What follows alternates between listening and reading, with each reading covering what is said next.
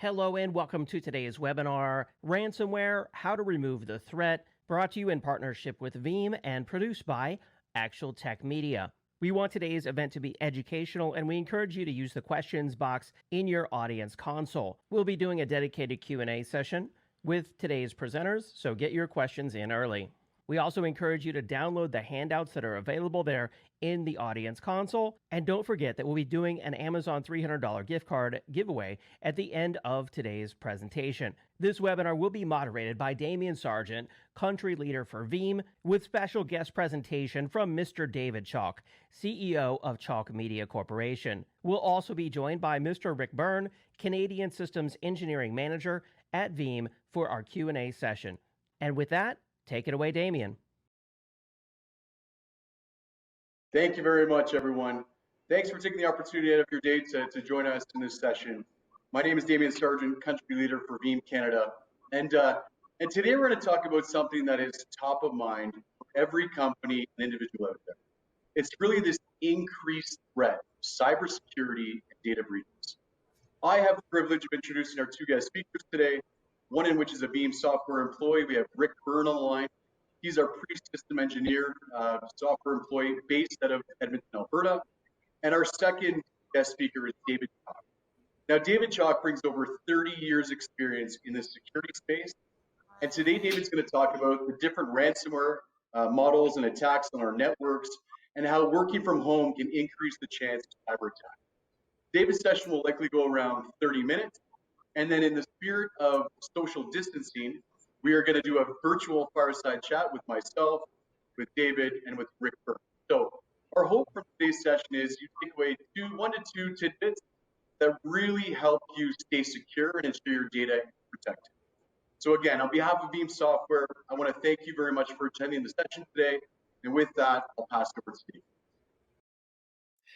Thank you, Damian. I really appreciate being here. You know, who would have thought the situation we are in today? If technology wasn't in our lives enough already, now it's followed us right home. And as you said in your introduction, it's not only the corporation that's facing the risk, it's us connecting from home to the corporation. And what I want to touch on today is a few insights, a few facts, and then how important it is that we protect ourselves from this malware situation we have now called ransomware, a particular type of malware that, you know, when I look at it, I think, okay, for 30 years, as you said, I've been in technology and I have seen everything, tens of thousands of different hacks and applications and people taking everything. But this one is particularly not only dangerous and high risk because you can completely lose your company and your operations, and I'm going to give you some good examples of that. But here's an interesting twist. The hackers, or those nefarious operators, for the first time, aren't necessarily interested in what your corporation has. They may not be interested in your data. They may not be interested in the flow of money that you have going through you or the industry that you're in. They know one thing, that if they can lock your information and disable your systems, you are going to pay a ransomware. And that's really what we're talking about here. You're being held ransom for the content that is on your system. And if you take a minute and think about that, this is completely different because it applies to my grandmother, me, a medium-sized company, or a large corporation. And with the advent of simple payment systems, with cryptocurrency, Bitcoin, for example, it's untraceable. And I'm gonna touch on that in a minute. But I thought I'd just back up for a second and tell you a tiny bit about me, because many of you may not be familiar with me. I did own, well, I guess 3, 4, 5 large not fortune level, but multi-$100-million companies in Canada in technology. So it gives me a good basis of understanding the complexities and the difficulties of managing the threats that can come around these companies. But also, I've got years of experience in cyber defense, technology, and prevention. And today, rather than run large companies, I'm a OMA, one-man army. I work with manufacturers and I work with companies such as yourselves, those viewers, which I thank very much for taking the time today to listen to this, to help you understand the ramifications and effects that you are taking, especially now during this lockdown, that you've literally opened the front door of your corporation, whether you are on a VPN or a fairly secure connection. There are many ways in. And as you know, all it takes is someone to click on an email, to open an attachment, to click on a link, or even more so, open a file that could be quite nefarious, such as a PDF or a Word document. And I've done analysis of these where there are new technologies out there that will mask the final extension. So you might be looking at a document that says david.pdf, but when you put it under analysis, it's david.pdf.exe. And that is the very file that is going to open and proliferate through your network, find what it's looking for, and lock you down. Now, a little bit more about me is that having done this for years, I've had the opportunity of working with so many companies and corporations right up to the US government. And again, this isn't boasting, but what I want to show you is that I have had the chance to work with the military, the Army, the NSA, National Security Agency, CIA, and FBI. And the conclusion that we came to, in all scenarios, there is no way around an attack. So if you are middle management, C-level, or the CEO or board of directors of your company, you have to know that eventually something is going to get through. And I'm going to touch on that in just a minute, and I'm sort of going to prove it to you. But the thing you truly have to understand is that if you don't change your perception to thinking that, well, we haven't been attacked yet, we should be okay, we'll pay the ransom, well, I've definitely got news for you. There may be some cases where you get your operation back or your data back, but in most cases you won't. You see, the real fundamental flaw with technology, and this came out of the research I did with US government and some of the large universities, is that we operate systems based on, unfortunately, faulty operating systems, and I won't mention names, programming languages that are created by humans that have flaws in them, and again, of course, programmers who use those languages to create systems that inadvertently cause problems. So what we have is data running through systems that is not audited in real time. And in order to audit, you would have to have a system watching a system. And while we came up with a concept and a model of how that might be done, there isn't technology out there today that can do it. For those of you that are technically inclined, you know that you look at the data logs. It can take a couple hours, a couple days, or a couple weeks, such as a number of years ago with the Sony incident, when the CEO came out and said it took us weeks to find that we had been attacked internally. But at the same time, he made a very bold statement and said, as much as we are going to use best efforts to protect ourselves, there is nothing that we can actually do to guarantee you 100%. Now, I say that with a caveat that yes, there is 100% protection that you can do, but it doesn't come in the form of anything that we are using today. It doesn't come in the form of firewalls, not in the form of software or proliferal vector control. It comes from backing up safely off-site, and even more so for a secondary backup with an air gap, not connected to the internet. But having done that, backup is okay. But unless you are working with a technology and a system that is able to, one, guarantee you that your data is being checked, guarantee you it will come back online, and guarantee you that you can be up and running in a short amount of time so you don't face losses, it's really of little value. Studies have shown that many companies believe that while they do back up on a regular basis, they can't really trust their backups. A number of years ago, I was at a conference, I think it was in Florida, where I met some people from the insurance industry. And their comment to me was, David, we have backups still using tapes from 3M going back to the 1970s. We do it every day, but we really have no system to truly check it. We just hope we don't go down. We're talking 50-year-old technology. And that's where it brings me to today, and the fact that I am speaking here, not on behalf of Veeam, but in respect for what they do. I came across them a number of years ago when I consult larger companies on what they can do. Again, it's always best efforts. It's how much money you can have to keep the bad guys out, we'll say. But what I saw with them was a technology that guaranteed constant data transfer to their cloud-based service, regular testing, redundancy, and insurance at any level you require. I believe they have one of 50 different ways of checking it. So without you even having to be involved in it, they are ensuring 24/7 that if that data did have to be recovered, it would actually work. Because I have seen my scenarios where, oh my God, we've been doing the backups, but it doesn't work. So what I saw with Veeam for the first time was not only that they were ensuring the data was there, but secondly, and I say this is probably just as important, bring you up on a virtual system that would have you back in operation and stop the losses that could occur by being down. And we know for larger companies, corporations, that's a couple minutes down or a couple hours down could cause absolute disaster.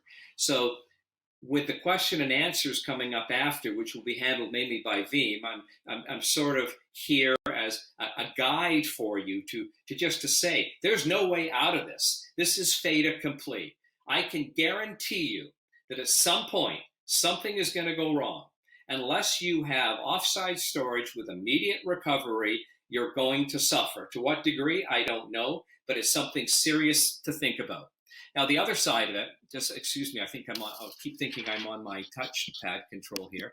I'm just having a system with battery power. I do apologize. I'm not going to go down, but I just want to make sure that I am charging. I want to give you a great parable. It goes back thousands of years, over 2,000 years. It's a Roman parable that said it was a centurion out in the field, and he sent a runner back to Rome. And the message from the runner was, help, we've marched off the map. We need a new one. Send it quickly. And that's really where we are today. We've gone down this road of technology from autonomous vehicles and data centers and incredibly fast systems and artificial intelligence, but we're forgetting, well, we're not forgetting. We're not paying attention to one very important thing. When we go down, when we are locked, when someone steals our data, what do we do? And that's really why you're here today. And I can say in all honesty, without being paid to promote Veeam technology, that I truly understood it before I came into this. And that's probably what the most important thing I can give you today is, that one way or another, something will slip inside of your organization. And even more so today, now that we're operating from home, excuse me, just because my timer, when you're doing these things live, and again, this isn't my first rodeo. I've done many presentations over the years, but this is the first one to a live audience during the pandemic, having to configure myself without working with a team all by myself. It is a little extra work. And again, I'm facing the same technology issues that you face. What happens if something goes wrong? My something going wrong might be different to yours, but it means the end. We could lose our entire business, our income, and again, as I said earlier, everything that we do to support our staff. Now, I want to just take another step back and just look at this malicious type of activity that is going on. And many people think ransomware is relatively new, but it's been going on since the 1980s. In the 1990s, it really started to take hold, and that's when I started looking at it. Now, with the advent of digital currency like Bitcoin and blockchain, it changed the entire paradigm, because now a transaction could be made to have you pay with complete anonymity to those that were putting the threat against you. In fact, in the early days of this, I find it quite funny. The actors had to have entire call centers set up to help those that they had locked down make the payments. But that's all changed now, because as we know, for the most part, cryptocurrency is unchangeable. But I want to make one thing clear, because I said to you a little earlier that under no circumstances can you ever be entirely safe from a threat of any sort of security. But then again, we say, well, why is it with something like blockchain and cryptocurrency that it's untraceable, it's completely secure, it's immutable, no one can hack it? And that is because of a very special peer-to-peer technology that incorporates thousands of computers that would all have to be changed at the same time in order to change a transaction. So we have to understand that the type of security that comes from a blockchain or a cryptocurrency is not the type of security that you need in your corporation or business. It's a localized security. We can ensure, or not we, I'm not part of it, but it can be ensured that no one can understand or trace the transaction from blockchain cryptocurrency. But once we leave the blockchain or cryptocurrency world, we're as vulnerable as anything. But that is what the actors are playing off.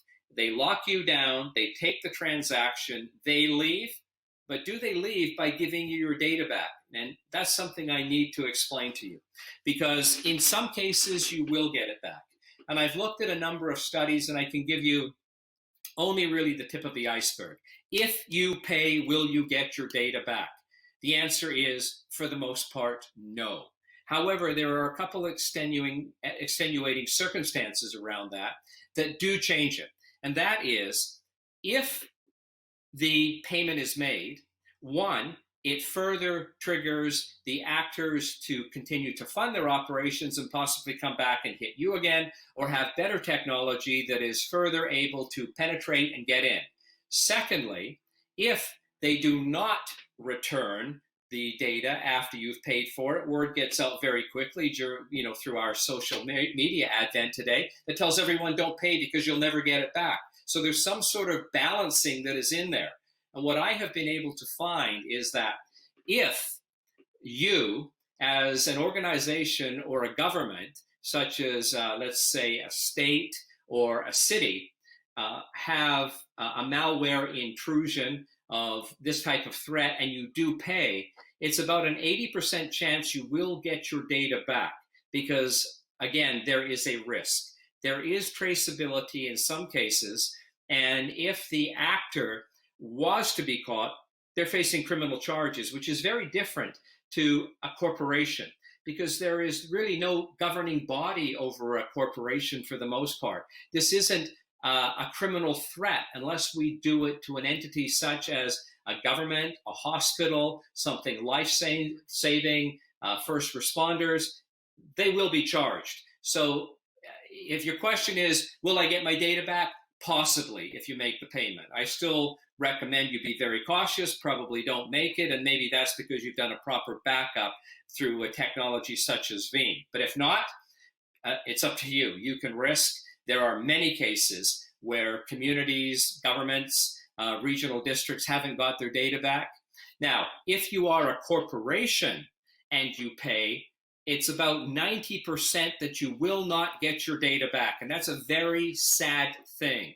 So this is where it comes down to the fact that, yeah, you have to have a backup and you have to have a return to live system in place. Again, I don't mean to keep mentioning the name Veeam, but I was out there myself. I came across them, found them, saw it work, and know that this plus your own air gapping of keeping your data separate yourself really can work. But don't think for 1 minute, if you are a company and make the payment, that you will get your data back. Now, I'll give you two good examples here, because I do this sort of work, and I also consult companies, helping them grow, get out of financial difficulties, and helping them avoid bankruptcy. And one of the things, as you can imagine, when you are dealing with this sort of malware, ransomware, and it affects your company and you go down for a couple hours, a couple days, or a couple weeks, regardless of whether you think you're getting your data back, you're in a pretty critical situation for survival. And one company I worked with, they made the payment and they did not get their data back. And it literally put them into Chapter 11. And fortunately, by recovering pieces of information, and because they belonged to a larger co-op, they could get information back. 1 year later, they were back in operation. They had lost millions of dollars. And it took many people and much focusing and much commitment to pull this together. But that was only because the right people were in the right place at the right time. They'd made the payment and the information didn't come back. So, I'll give you that example. And here's one for me that is really close to home right now. I live in a very small town, and in that town there is a spa. It's not open right now, but I was talking to the lady who owns it, and her husband works for one of the largest trucking companies in Canada. In fact, they are, we'll call them a critical service right now, because they're delivering the beer and the alcohol to the liquor stores that we tend to want to relax during these stressful times. Now, you may not believe this, and this just shows you the type of work and effort that must be put in behind the scenes. They are on ransomware lockdown right now. Now, we're talking a company that transfers significant multi-million-dollar amounts of content, which is alcohol, beer, wine coolers across the country, and they are under a ransom attack right now and are not paying, but doing everything they can to configure and continue those delivery sources around Canada. Now, it isn't known to the general public, and I'm not mentioning a name, and I hope that you will keep this confidential, but they are barely surviving. They are not sure if they are going to come out of this alive. They've made the choice not to pay the ransom. They're working diligently to bring themselves back online through manual systems. And for the most part, the public and the distribution centers haven't seen a hiccup. But that is only because this particular company was so cautious with their infrastructure systems and processes that they could go back to a quasi-manual, quasi-internal computer system.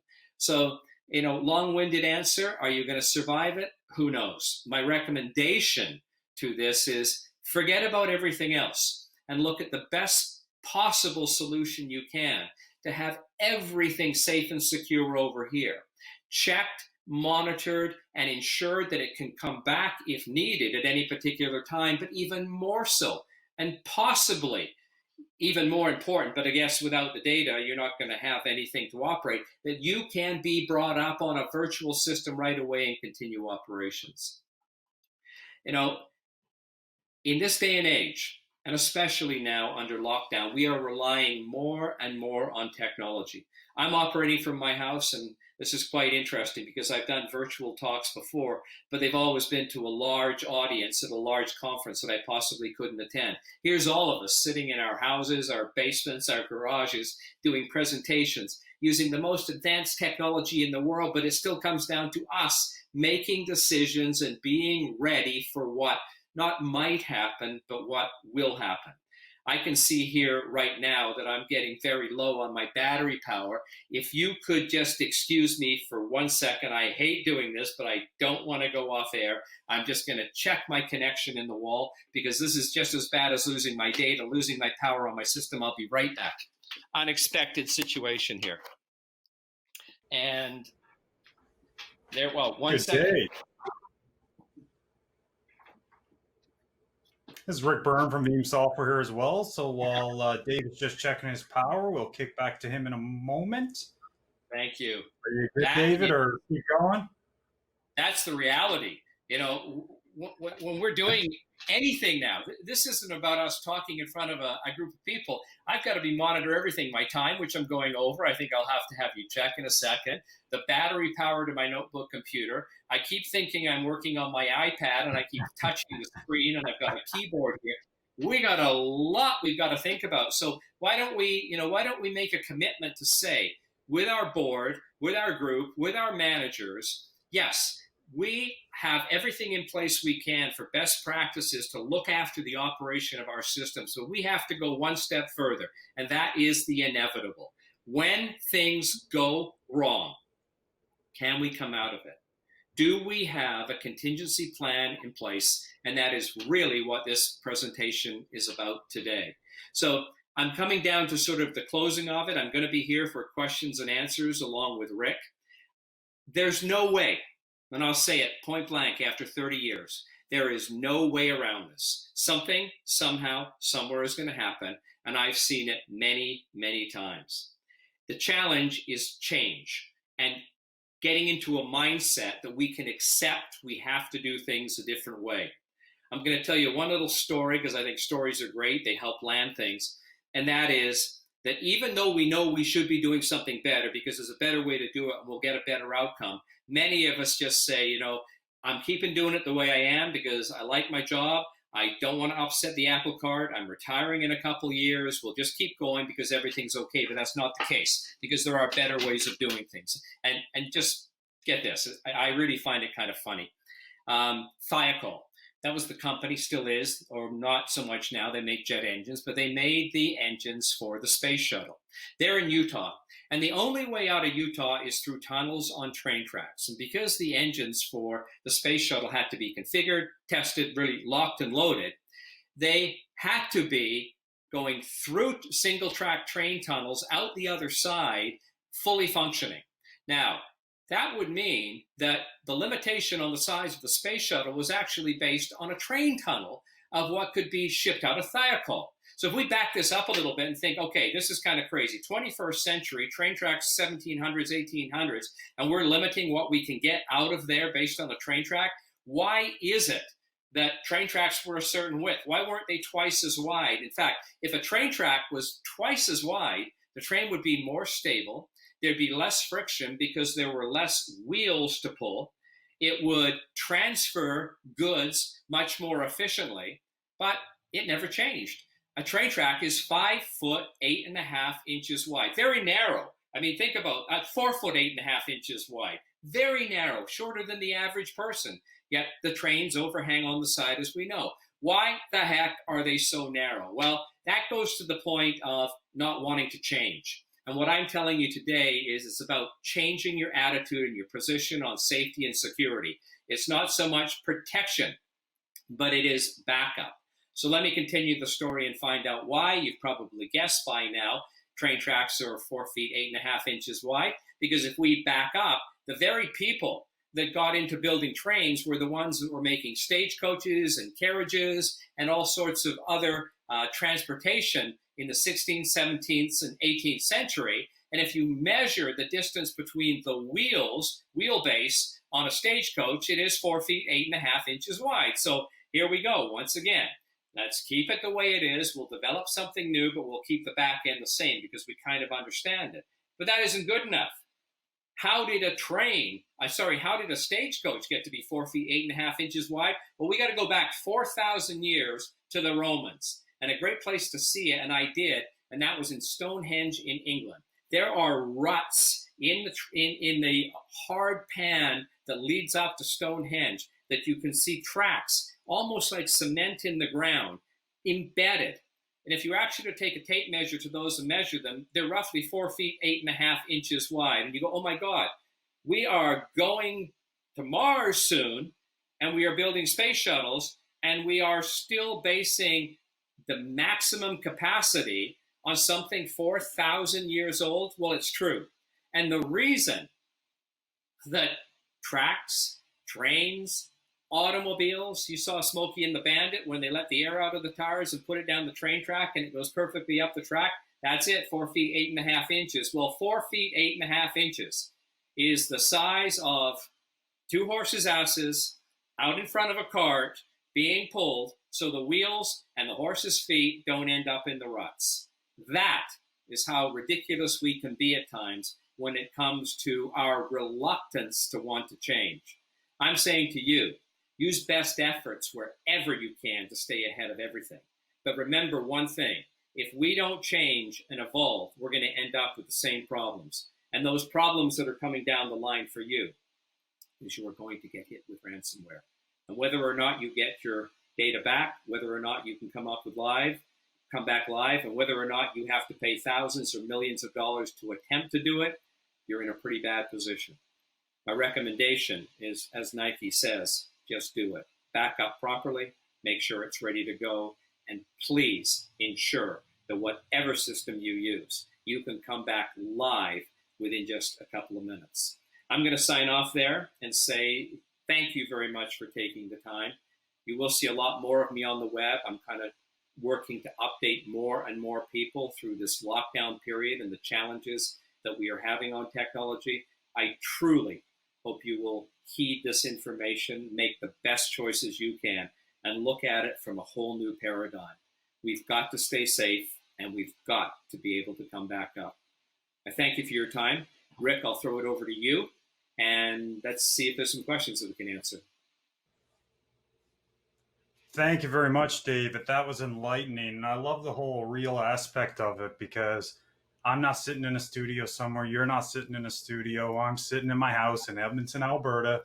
And I mean, I was just praying that my power stays on or nothing goes crazy. I've locked up my dogs. I've locked up my children. I'm like to the wife, shh, be quiet. I'm going to be on a call. Let's just keep it quiet for half an hour. That's all I asked for. So no, that was really good. Billy Joel song. And it's true. I mean, this is completely ad hoc. 21st century, we're running corporations. We're sending people into outer space. And the technology still has us so limited because it requires a human being to manage it. That is why we have airline pilots. That's why we have engineers in nuclear power plants. Because at the end of the day, no matter what, artificial intelligence or anything, the responsibility comes to us. We have an obligation to our shareholders, our corporations, and our employees. And that is paramount today.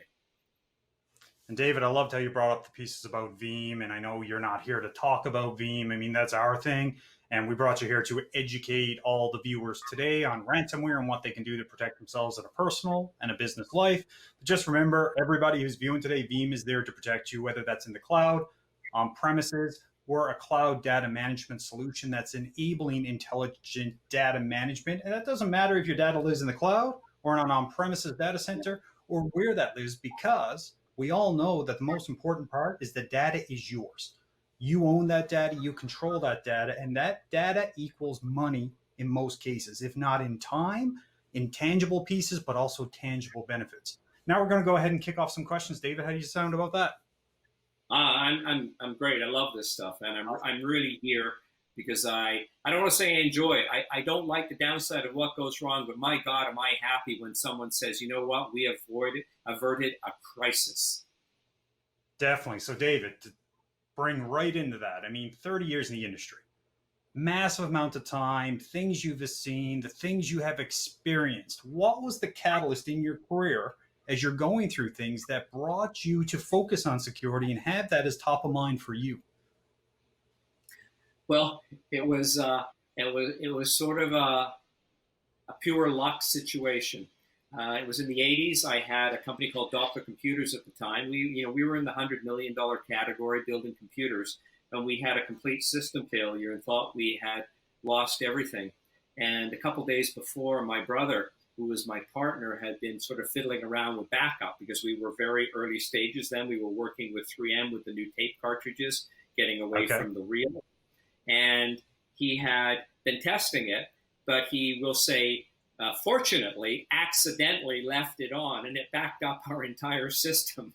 And it worked because so many times the backups failed. I would say 60, 70, 80% of the time during the 80s and 90s when companies went to restore, it was garbage on the restore. So not only did we accidentally back up, but it actually worked and we came back up. And from that point forward, I don't want to say I committed my life to backup, but it was so important that I was there in the beginning of cloud. I was there in the beginning of cybersecurity, and not only cybersecurity, preventing them from getting in, but what are we going to do if they do get in? What are we going to do to make sure we can go back online? And as you said a few minutes ago, the data is the money. Follow the data, you have the money. And that's what the crooks do. Very nice, very nice. Yeah, and I mean, it's such an important part of our industry today. I mean, data protection, security of that data. I mean, all those different pieces. So, I mean, as we move on, go ahead. I was saying it's all we have. Without the data, we just got a bunch of metal sitting on a desktop. Yeah, we're kind of useless, right? So, that being said, you're a one-man show today, as we've seen today. I mean, you're running around, you're plugging in your laptop and everything. You're on your own trying to make all those things happen, right? How do you keep your data protected today? I know you're writing books and you're doing different things on the side as well. And that information got to be valuable to you because it's your time, it's your energy, it's timelines. I mean, you are an entrepreneur in yourself. So how do you keep your own data protected to keep yourself secure and safe? Well, a couple of things. I have my information air gapped. So the most important things, an air gap, for those who aren't familiar with it, is unplug. You know, they say there is only one way to be safe on the internet: disconnect. but we're not going to do that for the most part. So I offload important things onto a specific hard drive, and that hard drive goes nowhere, because one of the ways that ransomware or viruses get in is somebody loads something onto that external thumb drive or hard drive, you plug it back in, and boom, you're infected. So I guard that one. But really, most importantly, is I use online services. I've been involved in them very early on. I've helped develop them. I can't imagine having anything on my laptop other than power to keep it going, which I almost lost there. Everything's out there, and out there in multiple places. If I was a larger corporation, the first thing I would be doing is using some companies such as yourselves and your competitors, making sure not only my data was there, that it was continually being checked to make sure that new data flowing was valid and could be recalled and it was up to date, but also that I could go live again instantly, because it isn't about me and my MacBook Air here. It's about an infrastructure inside of a corporation that is so complex that without the services of a company to be able to bring that data live, again, it's virtually useless. And if it does come back, 1 day down, 1 hour down, or 1 week down, like the one company I told you about, could mean bankruptcy. Wow. So while we're here, let's talk about some of the things Veeam could do. You're educating me, I'm going to educate you a little bit. We have free software out there as well, David, that you can use on your laptop. It's called our Veeam Agent. Yeah. So the stuff we built in with that is you said, hey, disconnect it and have that air gap. We have the functionality built into the solution that when you plug in a USB drive, the backup will start. But then after that, we'll do a software eject of that USB drive. So it is giving you somewhat of that disconnect from, of course, the system board. So now if ransomware was to hit you, you don't have that ability for it to impact that. On top of that, from a corporation standpoint, we also have our community edition of our enterprise solutions. Even you as a small business owner could use us to protect your virtual machines, to protect your cloud workloads, whether that's in AWS or Azure. The other funny thing is, I loved how you mentioned tape and 3M as it was a new technology coming out and it was fancy and all this. And everybody's been talking about how tape has been dying for 10 years. Well, it hasn't died. And I've seen more customers that I'm engaging with that's bringing tape back in just to have that as an air gap, not for long archive storage, but that functionality to just have it off on a tape cartridge somewhere, and it's the worst case scenario. So they're offloading every day to tape. On top of that, Veeam has built in what we call immutable backups into AWS or S3 compliant storage using what we call object lock. So basically within a repository that we create and go into object storage, living in the cloud or even on-premises data center for that on-premises type of S3 target, there's a little check mark that says, you know what? Lock this down in compliance mode for 30 days. The only way ever to remove that in AWS, as an example, is to delete your AWS account. So unless somebody was able to get your keys to blow out your account fully, that data can never be impacted. Which just some of those things to keep in mind as you're going through these things yourself. And our point of our product is to keep it as simple as possible. That's really what it's about. I know you are simple. I know you're simple because simple in the sense of user interface, because I have been around it for a long time. And I think this is one valuable part for the audience out there today that shows that I am not fully aware of your technology. And that's not why I'm here. I'm here to express my concerns, what corporations are facing due to the lockdown, to COVID, to employees not being on staff, to having to work remotely. And I know your solution is capable of that. But you have really opened my eyes up, and I thank you. And I want to follow up with you on that, and hopefully there's another opportunity that we can maybe work together, and I can show others how easy it was for me. Oh, I got a duck quacking here on my timer again. There's no one here to help me, so we're going to stop that. And I want to show others how easy it is, and the fact that you can support small business and independents like me with all the crisis you see going on here, while I'm trying to do this for you, is going to be a wonderful. It's going to be a wonderful thing. So that is great, I will say. And if you got any more questions, I'm happy to answer them. Yeah, definitely. So one of the other things to kind of talk about is, I know you were talking about it earlier, where, hey, if you pay the money, okay, you may get your money back or you may get your data back. But there was one part, and then there was a question from the audience on, at one point you said there was an 80% chance of getting your data back if you pay. But then there was another area, and I believe it was about enterprises, that there was a 90% chance in large corporations of not getting your data back. So was that, Yeah. could you clarify that for us? Yeah, what I was referring to is regulated industries. Even though we've got these nefarious actors out there that will do horrific things, like putting hospitals, ransoming their information, health records, communities, critical services, critical infrastructure. Now, what they have learned is that the likelihood of a critical infrastructure situation for payment is very high. And that if they weren't to return the information or data, you're going to have the FBI or CSIS or someone on their tail very quickly, because they don't leave an immutable track. And again, immutable is a word we use often now, which means unchangeable or untraceable. So their money that they get is untraceable. So they walk away with their $100,000 or $1 million and they're off to the next one. So give that mission critical information back or you've put lives at risk. However, what we have seen in corporations is if you make the payment and there is no ramification and there is no legal body regulating that particular industry, I don't want to say just a corporation, but you're a business out there trying to survive. Excuse my language, but screw you. We got your money and we may come back and get you again. We are not going to risk reconnecting or sending you the key or doing whatever we have to do that we could be traced backwards. We're just taking your money and running, and you'll never know who we are. So that was where the two came in. That sometimes, and I hate the thought of making the payment, but I'm happy to see that, especially when it comes to health, especially during this period of COVID and virus and lockdown, that data is being returned. Beautiful, beautiful. And I find some of the stuff which leads to the next question is ransomware threats are getting smarter and smarter.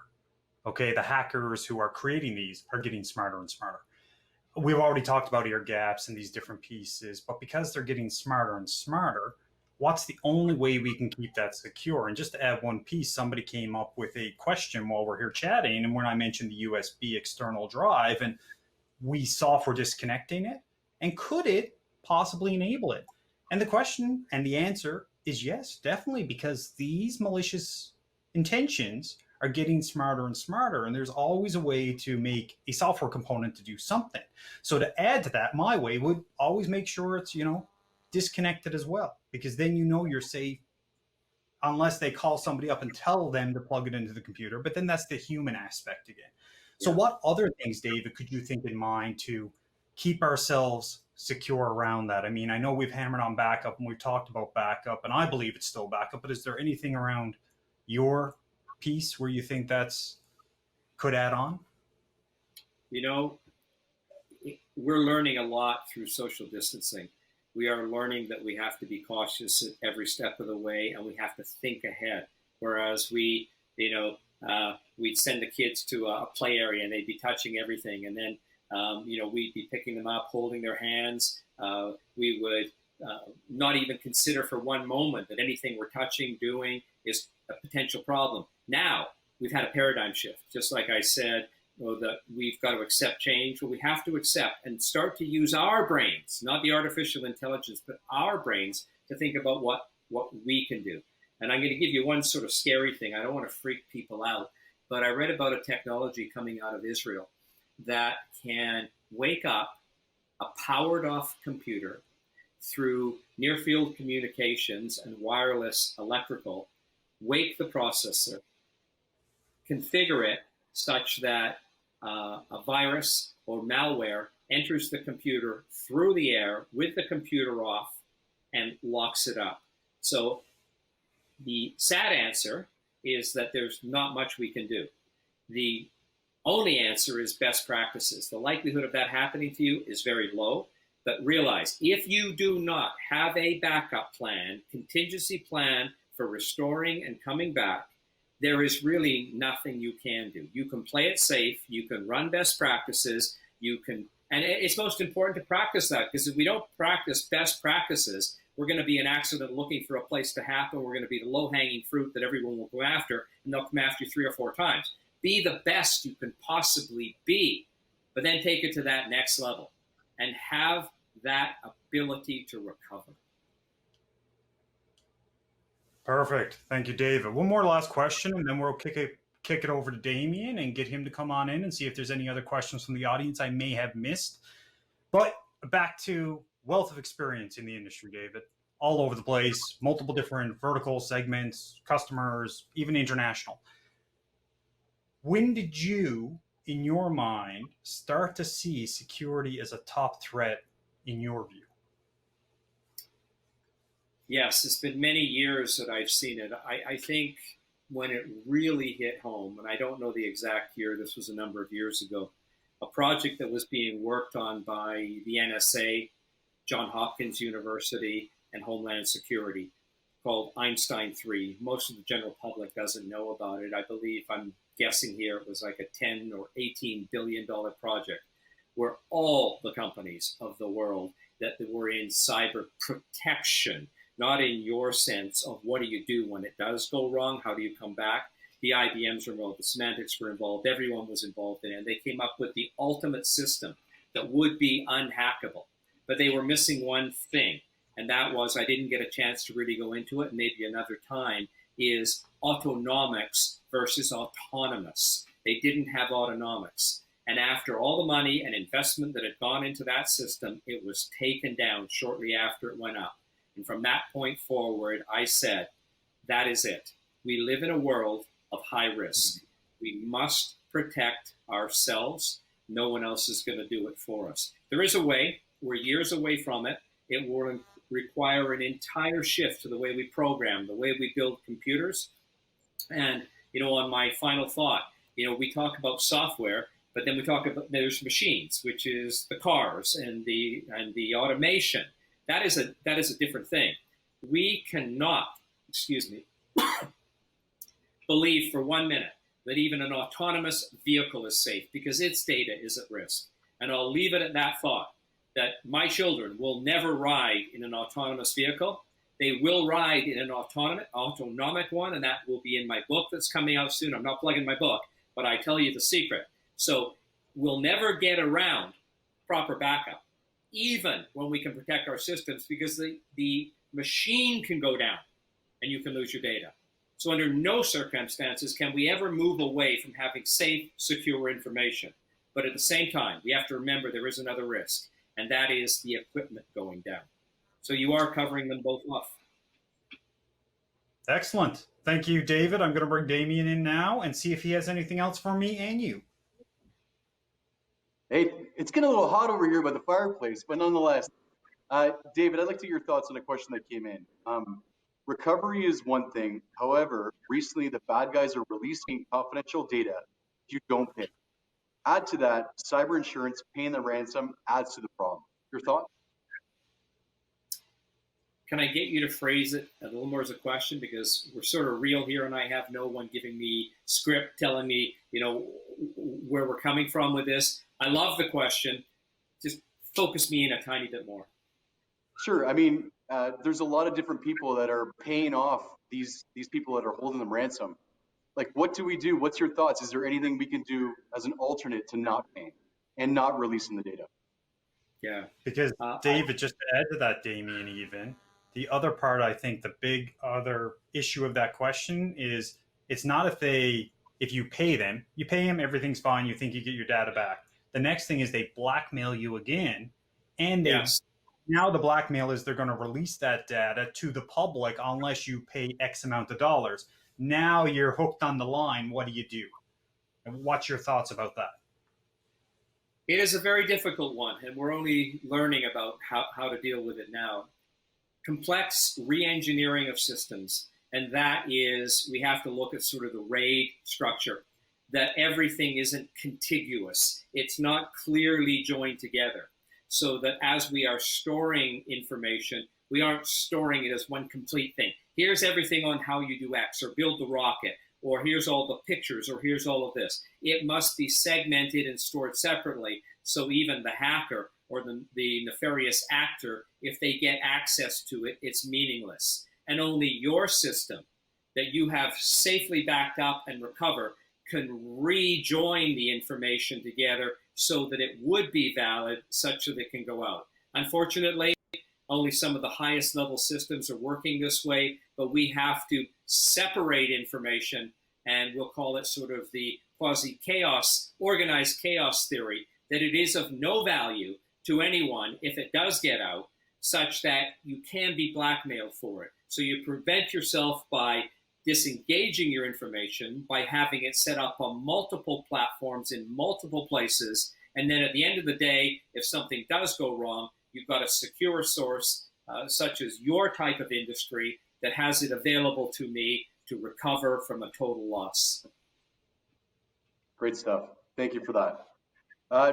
So now on to the fun stuff. But one of the other questions I did get as well is, will we share this recording?